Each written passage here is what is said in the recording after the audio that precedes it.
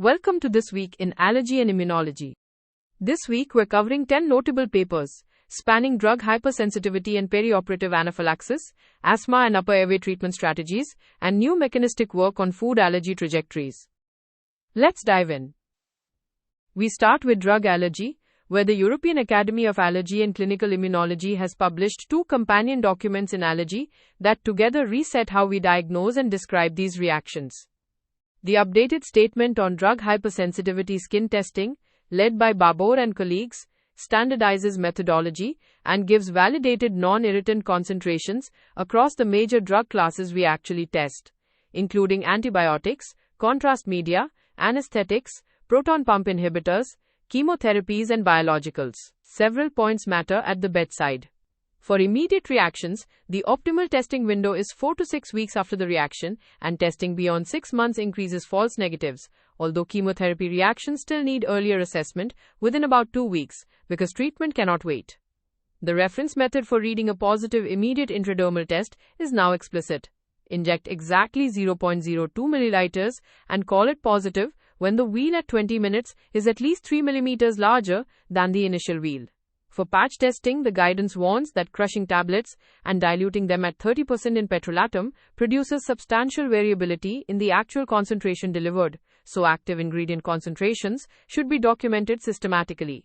Critically, for delabeling practice, risk stratification now permits direct drug provocation for mild maculopapular exanthema without preliminary skin testing, while anaphylaxis still requires skin testing first. And skin tests are described as useful and safe for identifying the culprit in severe delayed reactions, including DRESS, acute generalized xanthematous pustulosis, and Stevens-Johnson syndrome, or toxic epidermal necrolysis. Alongside this, a position paper from Torres and colleagues proposes a new nomenclature for immune-mediated drug reactions. Their argument is that the Gell and Coombs framework no longer explains what we see in contemporary practice, and that phenotype alone cannot tell you the endotype. They split immune-mediated reactions into drug allergy, meaning antigen-driven reactions diagnosed by tests that detect sensitization, and drug hypersensitivity, meaning the broader group of reactions driven directly by the drug's interaction with immune or inflammatory pathways. Expect this vocabulary to start appearing in journals, pharmacovigilance reports, and trial protocols. Staying with severe reactions, the Journal of Allergy and Clinical Immunology in Practice reports a pre-specified analysis from Devakhtar and colleagues of perioperative IgE-mediated anaphylaxis across 2 academic centers. Among 72 patients with grade 3 or 4 reactions, 27 showed what the authors call the early cutaneous vasoconstriction phenotype, and all 6 fatal or near-fatal outcomes in the cohort occurred in that group. That works out to roughly 1 in 5 patients with early vasoconstriction dying or requiring mechanical circulatory support against none of the 45 patients with vasodilation or no cutaneous signs. In every one of those 6 cases, vasoconstriction was accompanied by bradycardia, with a median heart rate in the mid-40s. The authors interpret this as a mark of profound hypovolemia and greater initial severity, and they suggest that purely symptomatic treatment, given without regard to the underlying mechanism, may have contributed to the poor outcomes. The practical message for anyone who consults on perioperative reactions or who teaches anesthesia colleagues is that a pale, cold, bradycardic patient is not having a milder reaction than a flushed one. It may well be the opposite. Turning to asthma, 3 papers this week question how well our current strategies actually work. In the Journal of Allergy and Clinical Immunology in Practice, Kang and colleagues report a multi-center, open-label, randomized crossover trial, asking whether a long-acting muscarinic antagonist could substitute for inhaled corticosteroid in type 2 low mild asthma, defined by blood eosinophils under 300 and either low fractional exhaled nitric oxide or low sputum eosinophils. Of 150 patients randomized, 89 completed both 6-month phases. In the per-protocol analysis, treatment success was about 8 percentage points higher with the muscarinic antagonist, and non-inferiority held in 2 intention-to-treat analyses. But the result is not uniformly positive. In the most conservative intention-to-treat analysis, where every incomplete phase was counted as a failure, non-inferiority was not established. Exacerbation rates did not differ, and symptom control and lung function was stable in both phases. So this is a signal worth watching rather than a license to drop inhaled steroids, and the authors themselves frame it as an option for selected patients. That caution is reinforced by the French EAACI-2 study published in the same journal, in which Portal and colleagues surveyed 970 adults with GINA Step 5 asthma treated in non-academic hospitals.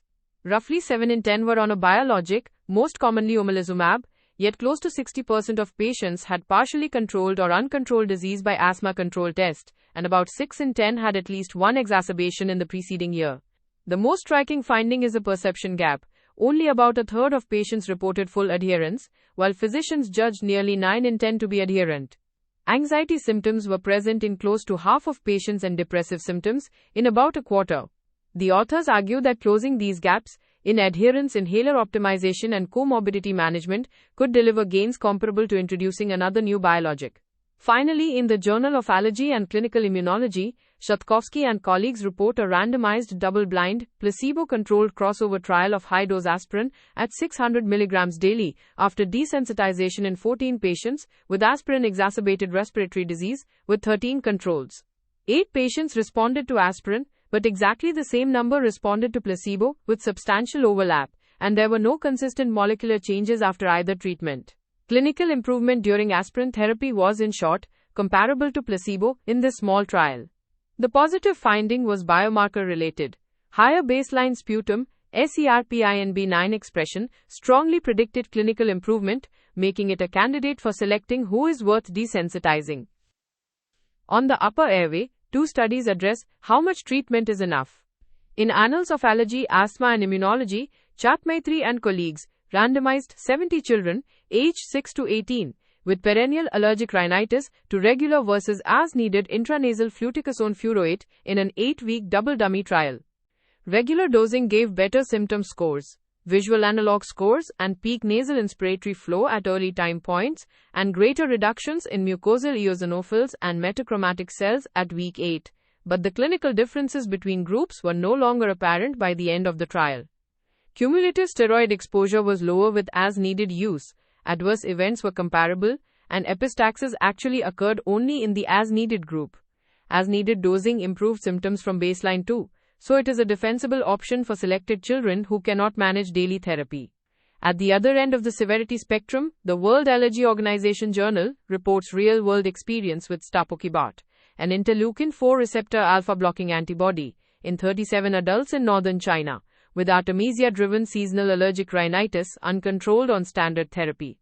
Using just 2 doses, 600 mg at baseline and 300 mg at week 2, total nasal symptom scores fell from around 9 at baseline to under 1 by week 4, and stayed low through week 16. With parallel improvements in quality of life, a marked drop in rescue medication, and suppression of nasal nitric oxide.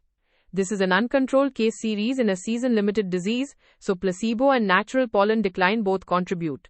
But a short-course, season-oriented biologic strategy is a pragmatic idea worth formal testing.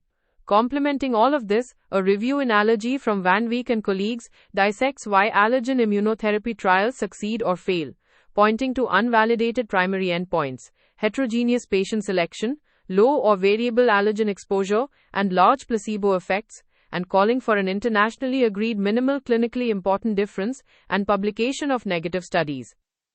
Finally, on mechanisms, Choi and colleagues in Allergy analyzed 15-18 children from the Korean cocoa birth cohort followed to age 7 and identified 4 food allergy trajectories: no allergy in the large majority, early remission, early persistent in under 5%, and late remission. Children on the early persistent path had higher interleukin-4, 5 and 6 at ages 3 and 7, lower interleukin-10 at age 3 than the late remission group, and hypermethylation of 2 placental genes, RPS6, Ka2, and GCS-AML. GCS-AML methylation tracked with total and egg white-specific IgE, early life eosinophils, and interleukin-5. It is association rather than causation, but it points to prenatal programming of who outgrows food allergy and who does not. If you only have time for one paper this week, make it the updated EAACI statement on drug hypersensitivity skin testing.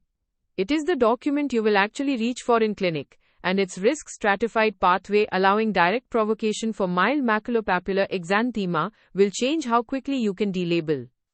Here are the key takeaways from this week in Allergy and Immunology. First, test immediate drug reactions at 4 to 6 weeks. use the standardized 0.02 milliliter intradermal technique with a 3 mm wheel increase as the threshold, and reserve preliminary skin testing for anaphylaxis rather than mild exanthema. Second, in perioperative anaphylaxis, early cutaneous vasoconstriction with bradycardia identifies the patients most likely to die, not the mildest ones. Third, before adding or switching a biologic in uncontrolled severe asthma, verify adherence directly with the patient because physician estimates substantially overestimate it, and screen for anxiety and depression. Fourth, aspirin therapy after desensitization performed no better than placebo in a small crossover trial, and sputum SERPINB9 is an early candidate for identifying who benefits. And fifth, in mild type 2 low asthma, muscarinic antagonist monotherapy looks like a plausible alternative to inhaled corticosteroid for selected patients, but the evidence is not yet definitive. That's your roundup for this week in Allergy and Immunology. The full transcript and references are available on the episode page in your Audio Scholar library. This is an AI-curated summary. For clinical decisions, always consult primary sources and current guidelines. See you next week. If this weekly briefing is useful, follow the show in your podcast app so new episodes arrive automatically. And a quick rating on Apple Podcasts or Spotify helps other physicians discover the show. This is an automated summary generated by artificial intelligence, which can make mistakes. Always review the original source materials.